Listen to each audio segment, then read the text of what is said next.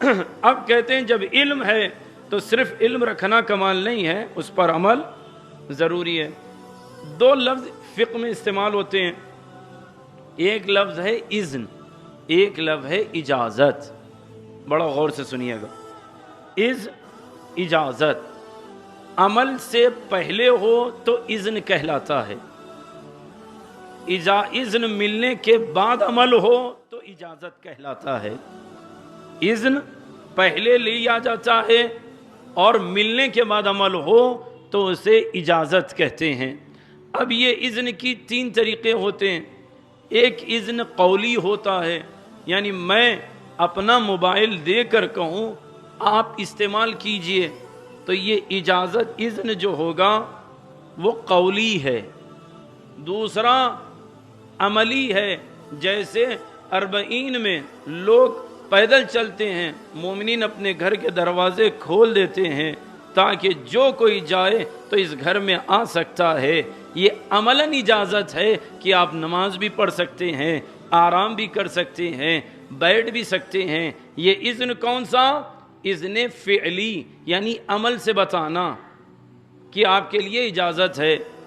تیسرا اذن فحوائی، امید ہے کہ میرے تعلقات میرے بھائی سے بڑے اچھے ہیں، میں نے ان کا سامان بغیر اجازت سے اس امید سے لے لیا کہ بھائی کو اگر پتہ چلے تو وہ راضی ہو جائے گا، تو اس کو اذن فحوائی کہتے ہیں۔ یہ کب ہے؟ عمل سے پہلے، یا قولی ہو یا فعلی ہو یا پھر کیا ہو، اذن فحوائی ہو۔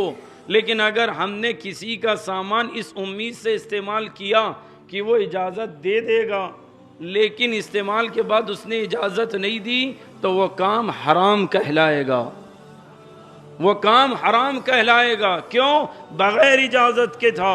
اب معصوم فرماتے ہیں شریعت آل محمد میں عمل سے پہلے اذن کے لیے اتنی باتیں بیان کی گئی کہ قولی ہو، فعلی ہو یا فحوائی ہو، تو جب اذن کا معیار اتنا بیان کیا، اذن کا معیار اتنا بیان کیا، تو آپ اندازہ لگائیں کہ جب اذن اتنے معیار پہ ہے، صرف زبان سے سامان کو چھونے کے لیے، استعمال کرنے کے لیے اذن ضروری ہے، تو پھر وہ کیسے جو نامحرموں سے بات کرتے ہوں یا ان سے ملاقاتیں کرتے ہوں، اس کے لیے اجازت کتنی درکار ہے۔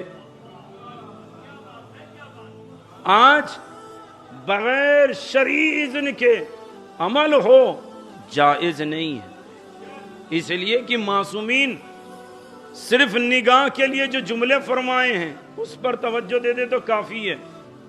کتاب گناہان کبیرہ دستغیب شیرازی رحمۃ اللہ علیہ، معصوم امام فرماتے ہیں کہ اگر نوجوان گزرے، نگاہ نامحرم پر اچانک پڑے اور ہٹا لے، تو جیسے ہی وہ خوف الہی میں، ہماری محبت میں نگاہ کو ہٹا لے گا، تو جس زمین پر نگاہ پڑے گی، روئے زمین کے تمام مخلوقات اس کے لیے مغفرت کی دعا کریں گے۔